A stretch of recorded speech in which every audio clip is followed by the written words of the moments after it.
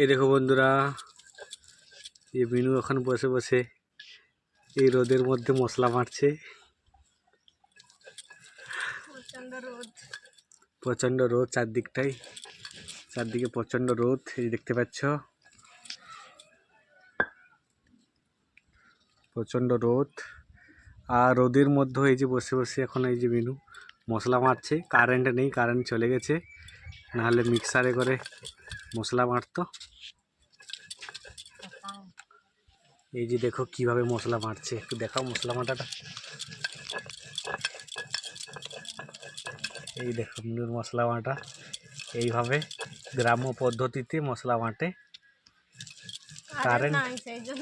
কারেন্টটা নেই, কারেন্ট চলে গেছে, সেই জন্য আজকে শিলে মশলা মারছে।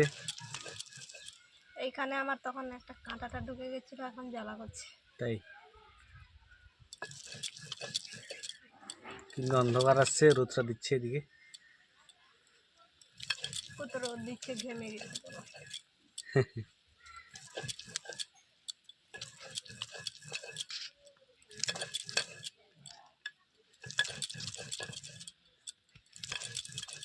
গ্রামে এই পদ্ধতিতেই মশলা মাটে সবাই, যাদের বাড়িতে মিক্সার নেই তারা কিন্তু অনেক কম লোকের বাড়িতে মিক্সার পাবে তুমি। হ্যাঁ, তারা কিন্তু এইভাবেই মশলা মাটে।